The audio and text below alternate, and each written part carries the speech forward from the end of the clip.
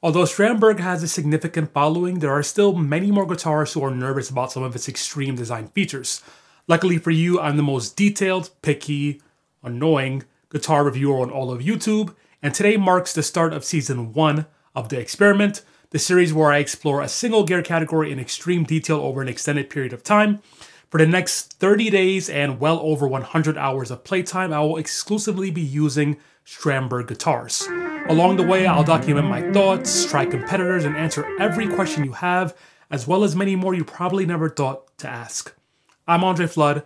This expensive idea is still not sponsored, and welcome to episode 1 of the Strandberg Experiment. Today's episode will focus on the design features that brought me to Strandberg, the process I used to select this 2019 Boden Fusion neck through, my initial impressions of the build quality, and finally a discussion of my first 2 weeks using the EndurNeck.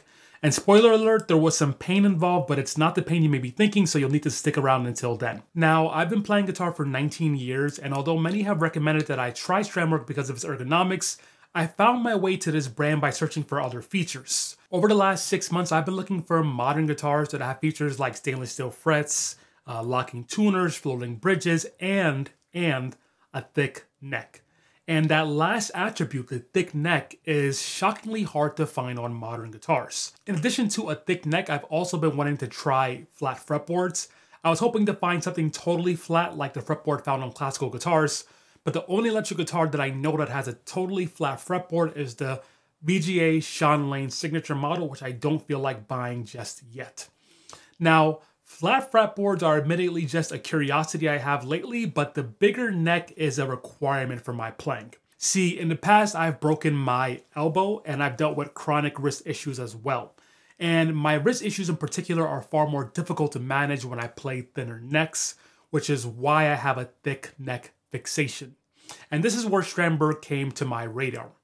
Although this is not a spec that is commonly discussed, the neck on these guitars is surprisingly thick, and the 20-inch fretboard radius is also incredibly flat. That rare spec combo brought me to the Strandberg, not the EndurNeck. In fact, the EndurNeck is the reason I avoided Strandbergs thus far. See, I prefer a very round neck, and I even dislike the one sharp cornered on a V-neck.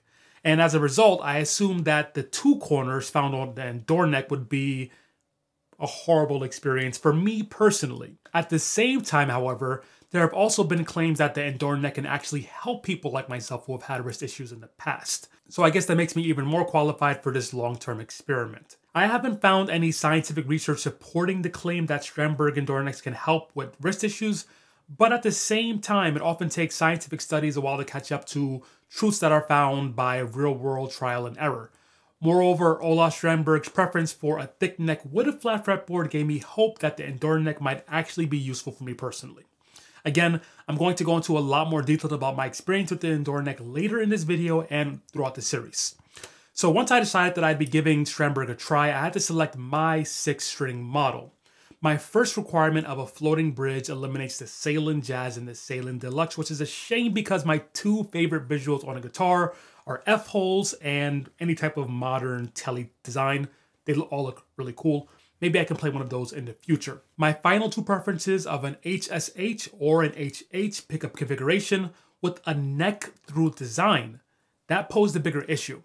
They make plenty of bolt-on guitars that have humbucker configurations or HSH configurations, but the only current option with these specs along with the neck through design is the Pliny signature model. And that's a beautiful guitar, but it's out of my current price range. Looking at Strandberg's older product line brought me to this guitar, the Fusion neck through, which was an amazing model. For 2019 only, this guitar also came with short pickups, which I've loved ever since I installed into one of my Parker guitars years ago. Moreover, I heard rumors that this 2019 model was discontinued because they were too expensive to produce, which, if true, makes this a hot commodity in my opinion. They sold for around $2,900 in 2019, and I was lucky enough to find one used in excellent condition for $2,400. And I believe this seller is also a viewer of this channel. Hi if you're watching. By the way, these pickups sound absolutely amazing. I did notice a strange immediacy to the notes, especially when I'm playing these chords like this.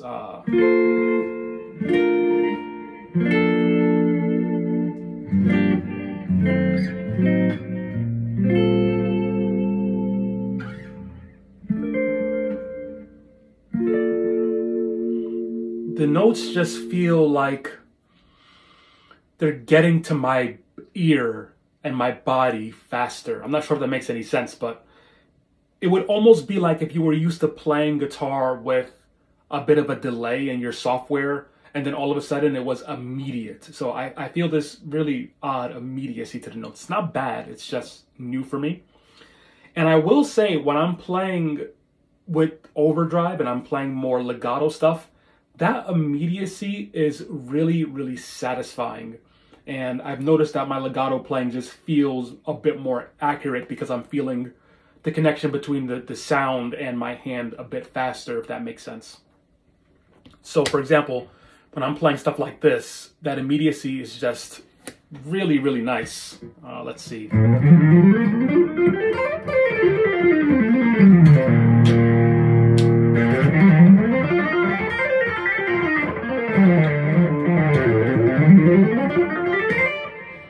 All of that stuff is really, really nice. I really enjoyed the bridge pickup. It is very crunchy and smooth for my legato stuff. And I'm also finding it very articulate at the same time, especially with the overdrive setting. If you appreciate this level of detail, it really helps if you give this video a like. Also, don't forget to leave your Strandberg questions below so I can answer them in the next episode of the series. And that brings me to another very important point. Although my objective in this series is to review Strandberg as a brand, the guitar I'm using for the majority of the testing is used. On one hand, there's always the possibility that wear and tear or even mistreatment of a used instrument can impact the playability once I get it. On the other hand, I know a lot of you are average people like me who like to buy their gear used, so knowing how an instrument above $2,000 holds up after multiple users is a fair point of discussion, in my opinion. Most importantly, however, Strandberg listens to its fans, which is something I will always love about any company, guitar or otherwise. As a result, as I go through the features on this older model, I'll do my best to also explain how Strandberg has responded over the years to players' feedback when applicable.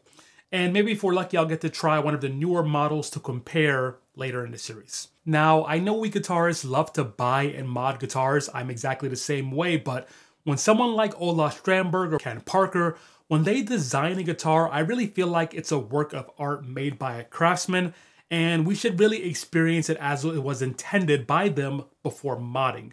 In fact, I even went out of my way to buy the expensive Strandberg strap to make sure this is as real an experience as possible. Speaking of craftsmanship, if you would like to know more about my own personal guitar journey, check out my Crafting a Guitarist series, and you can also check out my Guitar Craft and Other Stuff podcast and the Guitar Craft newsletter, all linked below. For those who are unaware, every headless guitar has some type of locking mechanism up here on the neck, and this basically allows the strings to lock in place since there are no tuners in this area. And Strandberg's version on this 2019 guitar has a couple of issues I should tell you about. See, if you were to just string up the guitar as you normally would, and then clip the excess string after you strung through, you're going to have these little sharp pieces of string that are poking out right here.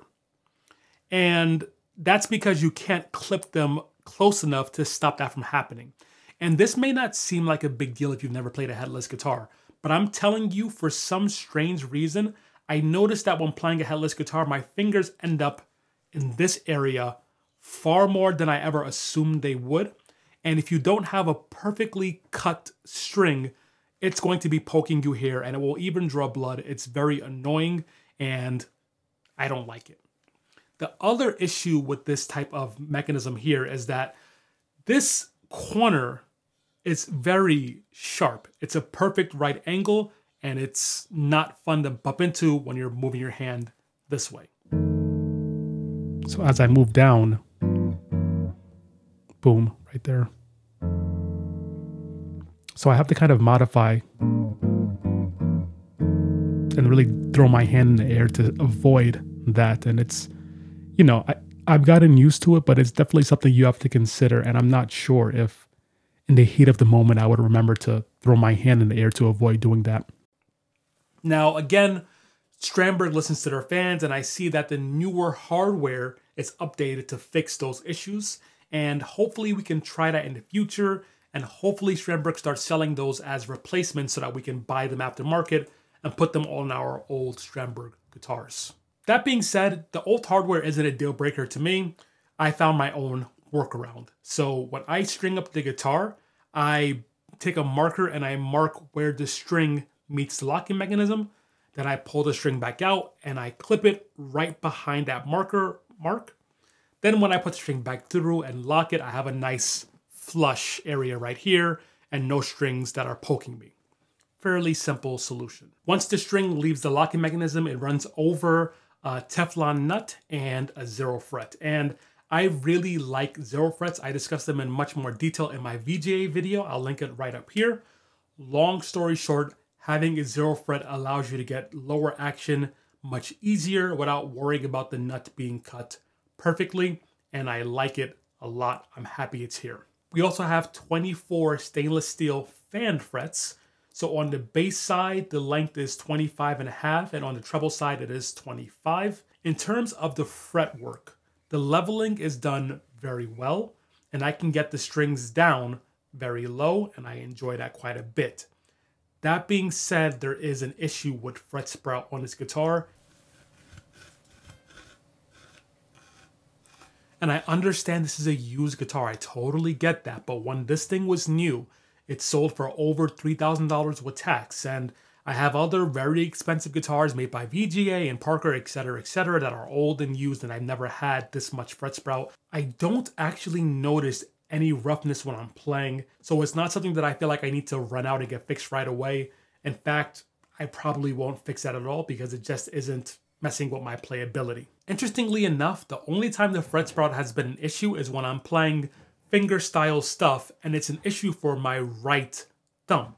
And that's because when I'm playing fingerstyle, I'll put my thumb right here at the base of the neck, and sometimes when I'm plucking that low E string, my thumb will actually catch the fret sprout on the 24th and 23rd fret. If I just move my thumb backwards slightly, or if I'm a bit more accurate like I should be, it isn't really an issue. The neck itself is also roasted maple with reinforcements, and we have lumen lace side dots, and of course the EndurNeck profile, which I promise I'm going to talk about a little bit later. The next thing I noticed is that since we have this fan along with the side dots, it's kind of throws your brain off. At least it's throwing my brain off a little bit so far. I'm sure I'll get used to it over time. Because, you know, I don't sit there and stare at the fretboard while I'm playing, but we all look down to get a glance of where we are using the side dots. And since my left hand fingers are behind the side dot because of the fan, it's a bit confusing. So for example, when I look down right here and I play right here, this is actually a chord that's on the 12th fret. Frets 12, 11, and 10. But when I just look down quickly, it feels like that this chord that starts on the 12th is actually on the 10th. A bit of an optical illusion there for my brain, but again, I'll get used to that as we go. Now, regular viewers of the channel will know that I am absolutely obsessed with neck joints and neck through guitars, and I've been obsessed with these type of things ever since I saw the original Parker Fly guitar. That thing changed the way that I look at how guitars connect to bodies. And my God, Strandberg did an amazing job with this design. It flows perfectly into the body. It just disappears in your hand. It's just, this is an amazing heel joint. In addition to having that amazing sculpting on the heel joint, we also have this nice lower horn. And I've talked about this a lot in many of my other videos, but I'll just say it here briefly. When it comes to having a lower horn, if the lower horn starts to jut out this way like a normal Fender guitar, although you have high fret access, when you're actually playing, it's very likely that your hand is going to be hitting the horn itself, which is very annoying and it impedes the way you can play. Okay, this Strandberg guitar has a perfect upper horn. No matter what I'm playing or how I'm playing, no matter how high I go, my hand absolutely never hits this lower horn. This thing is perfect along with the heel joint. I couldn't be happier with this feature combination on this guitar. Of course, the whole guitar itself is chambered, so it's incredibly light, about 5 pounds. And something else that I really like is that this backplate doesn't exist. Strandberg guitars don't come with a backplate, which is awesome because no one needs a backplate anyway. We do have the backplate here for the control cavity, and this is made out of some type of aluminum. So that's a nice touch. And we have a nice input jack that is tucked away into the instrument so that you can place it in different ways as you sit, and the input jack won't get in the way. You can also tuck it behind your strap when you're playing live so it won't get pulled out while you're playing. Very, very nice. On the back, we also have a nice belly cut. And on the front, we have a nice forearm contour, but the forearm contour is not too extreme, which is another one of my pet peeves. Again, I talk about this in my other videos. Point being, the body design of this guitar is fantastic. And although it looks kind of strange, well, I think it looks cool, but it might look strange to you. When you're actually playing it, it just feels like a normal guitar. And then, of course, we have this very nice flamed maple top. Starting from the neck pickup, I noticed something very interesting right away. As you know, this is called the Fusion model, and a lot of Fusion players like to have a single coil in the neck position. Well, I noticed that this guitar, although it's a humbucker in the neck, when you're using a pick in the neck position, it sounds a lot like a single coil pickup.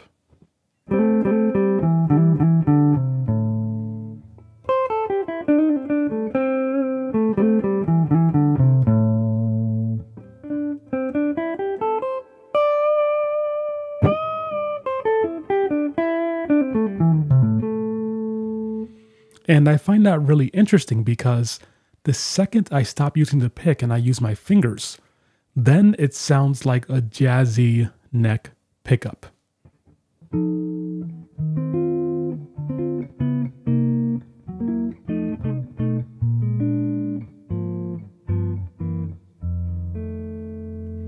And at first I thought, okay, that's just because I'm using my fingers. But if I try to make it quack like a single coil pickup with my fingers, it just doesn't do it because it's a humbucker.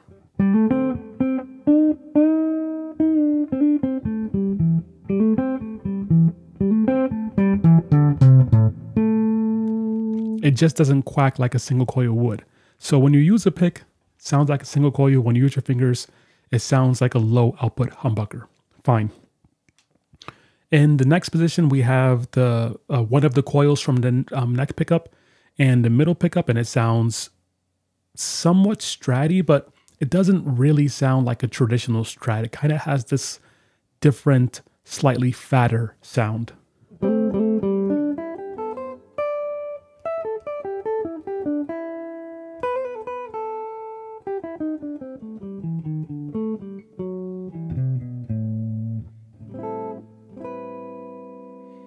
But it's a very nice sound indeed.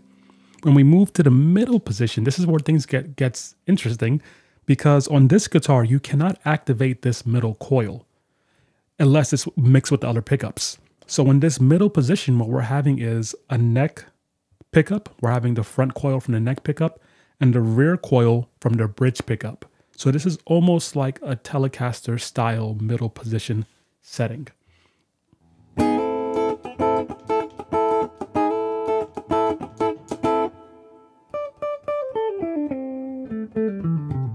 And then you can hear that this is a very quacky position. This actually has the quack that the other positions so far didn't have.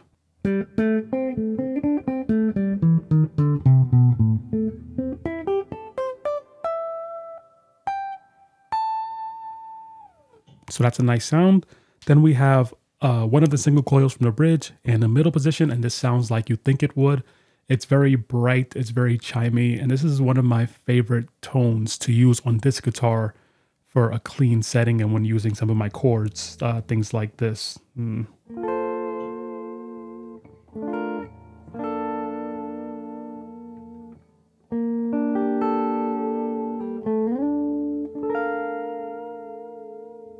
Very crystal clean sound.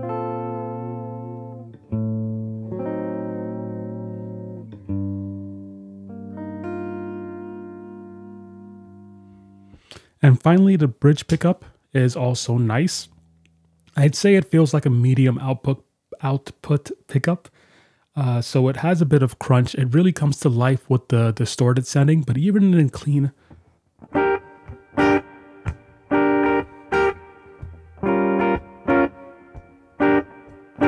you can hear it's really pushing the amp, and it's making it break up a bit more than the other pickups were.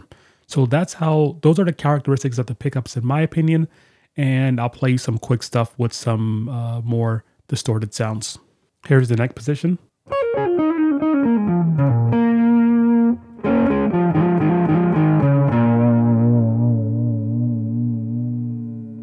And you can tell, again, in this case, when you have drive and you're using a pick, then it sounds like a low output humbucker, so you don't have that single coil sound in this setting. This neck pickup is very interesting because of how unique and dynamic it is.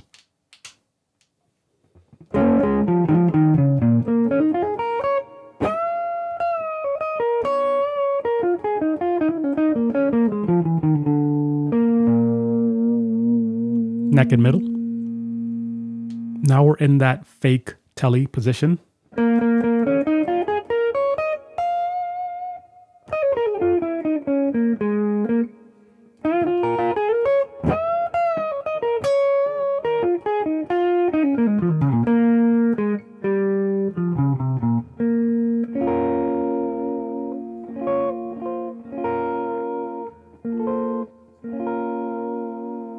Pretty cool sound. Now to the bridge and middle setting again.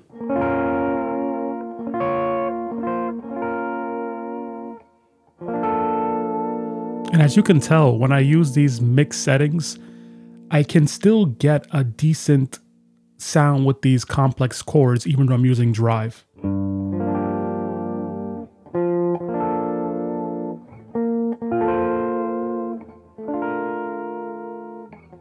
Then the bridge pickup, of course, is very nice. It's fat, it's smooth, but it's not overwhelming.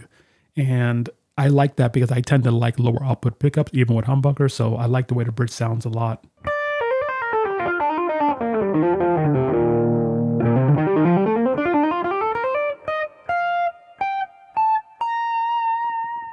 Now, one thing I do notice about the bridge pickup with overdrive is that it can get a little bit too dry sounding, if that makes sense. I don't really know how to explain it, but something about the top end and the mids on a drive setting kind of feel dehydrated, if that makes sense. So I found if I just roll the tone knob down to, about 6 or so, then it kind of makes it sound a bit more pleasant, at least to my ears.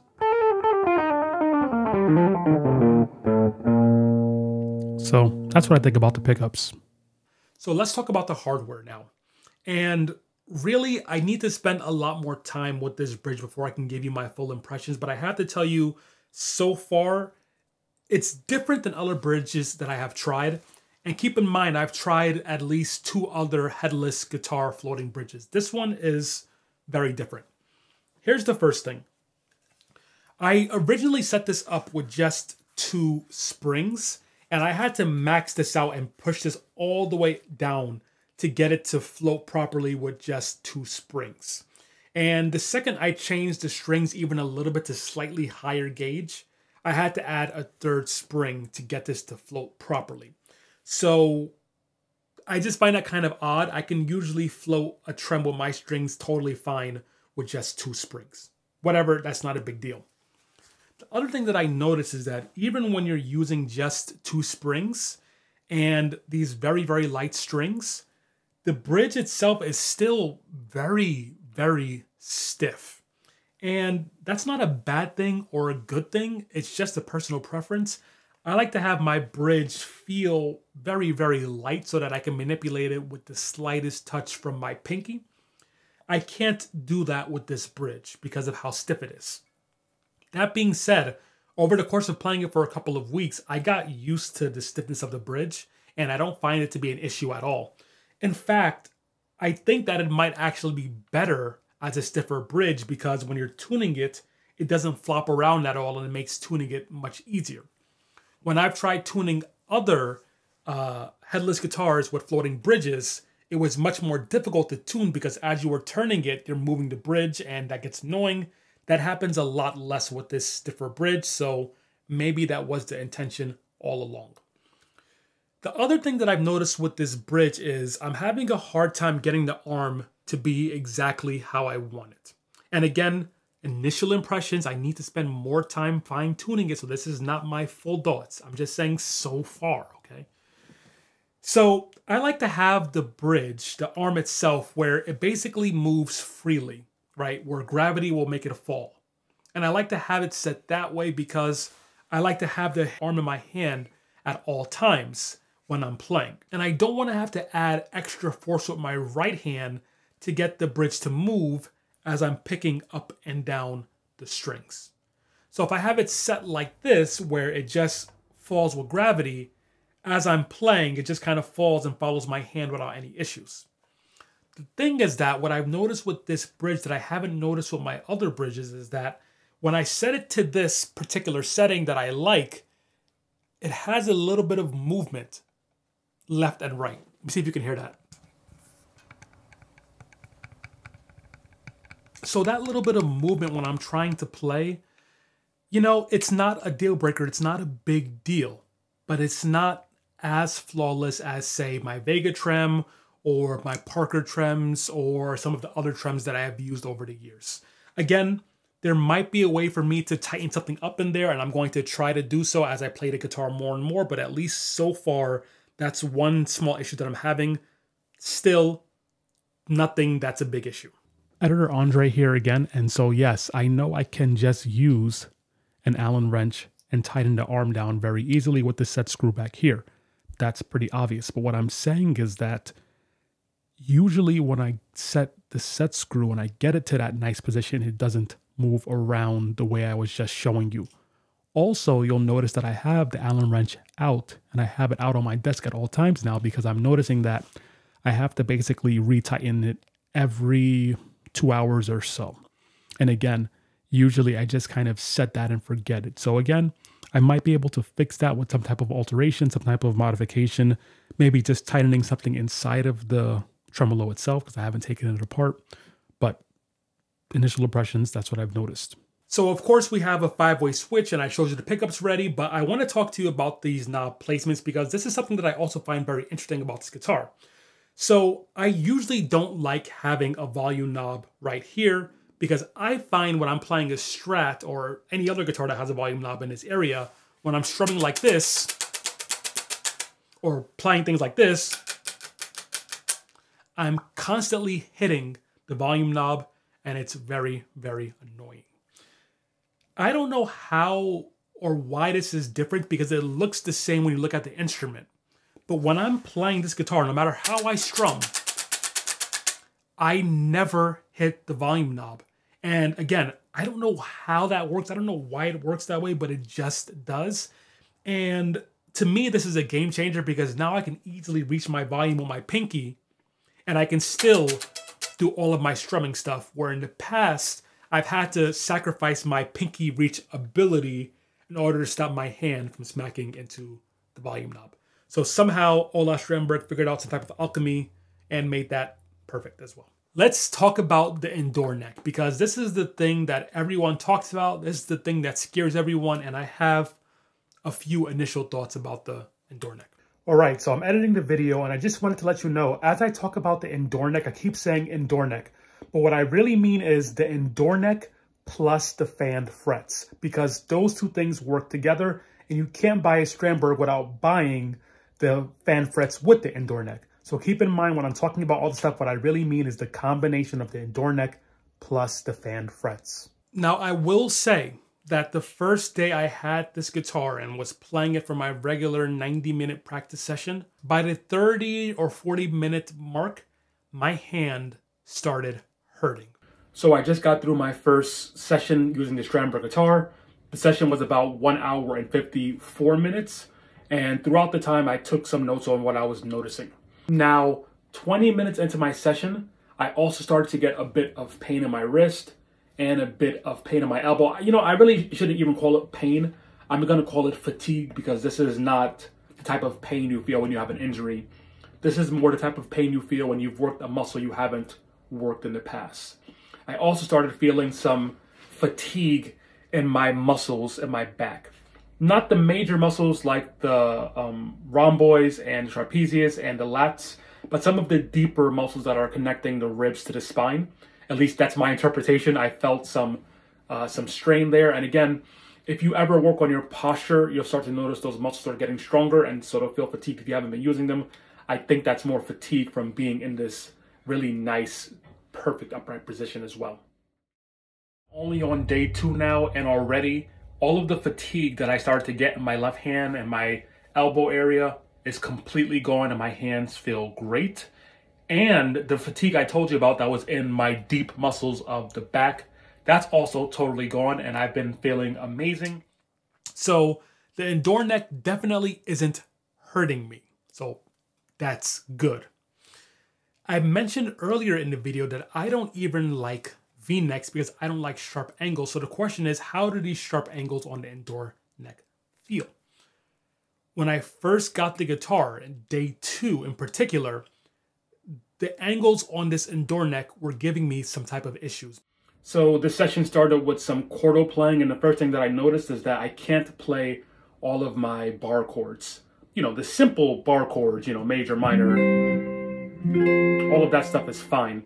But I have a few of these minor 7 add different extension type chords like this.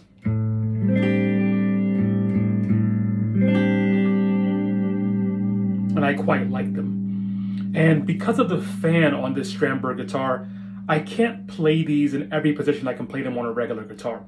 If I try to move this shape to the 10th fret,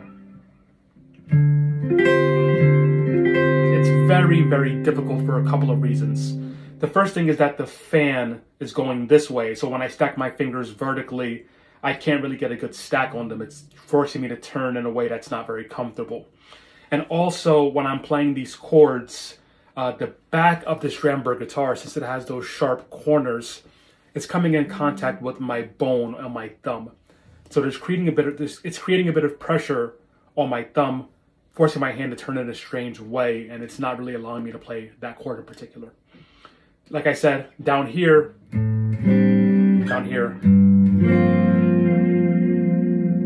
it's doable. That being said, any chord that's not using a lot of strange barring works totally fine. So all of my major, my normal chords like this and like this, they're all totally fine. The next thing is that chords above the 12th fret, no matter what type of chords they are a bit more tricky, because as you get above the 12th fret, the fan gets more dramatic. So chords like this, up here, it's not doable because of the fan. Other chords like this are totally fine so far. Yesterday I mentioned having some issues with the EndurNeck and playing certain chords, and this one chord in particular, which I quite like, that one was giving me the most trouble. Well, I found a workaround in order to play that at a higher fret, and basically I was used to playing that chord with my first finger barred fairly low, like this. You can see the tip of my first finger is barely passing the fretboard.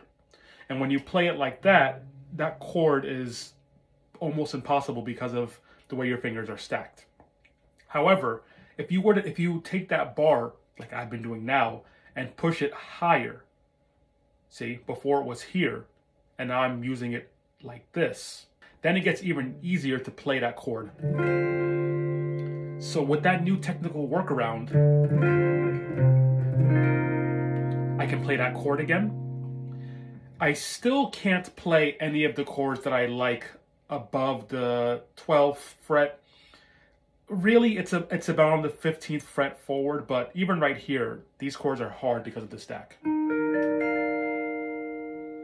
So again, I'm losing a few chords as we move up in this extreme area, but any chord that doesn't use barring, for example, this chord,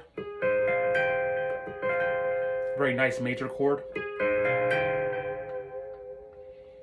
that's still possible above the 12th fret and with this EndurNeck fan.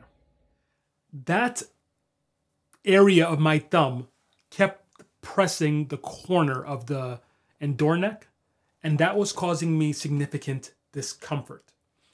And I don't even remember when that stopped happening, but sometime during day 3, my hand just stopped being in that area. So I feel like my hand naturally learned how to use the EndurNeck over the course of about 3 hours or so. And ever since, it has not been an issue. I have not noticed it being there. It doesn't feel weird or strange. And even when I first got it, it didn't feel weird. I just noticed it here and there because it's, a unique thing. And after playing it for, 15 or 20 hours now, it just feels like a regular guitar to me. There are a few instances where it does feel kind of interesting. So the chord I'm about to play is an F dominant 7 chord with the 3rd in the bass. It looks and sounds like this. And the interesting thing is that this is the first chord that I played where I noticed this EndurNeck feels different in a good way. And that's because when you're playing this chord in this position, your thumb is perfectly rested on the top flat area, and the rest of your hand is rested perfectly on the bottom flat area. And so it almost feels like this guitar was made for playing this one chord in particular. One thing I should also mention about the EndurNeck is that I play a very legato-based style. And when I'm playing my legato stuff, the EndurNeck puts my thumb in the exact perfect position for that style. So usually it should be down in this area like this, and that's where the EndurNeck puts it. And as I'm playing, it just sits there in the right spot without issue. So I do think that the EndurNeck is interesting. I do think it feels cool. So far, I will say that it isn't making my posture of guitar playing on my left hand any better per se, because I spent a lot of time honing in on my left hand technique. But I do think that if maybe you don't have the most pretty left hand technique, that this might actually be able to help you potentially. I'm having a really pleasant time using vibrato with this guitar. And that's for a few different reasons. Number one, the neck feels like I can just grab it fairly easily.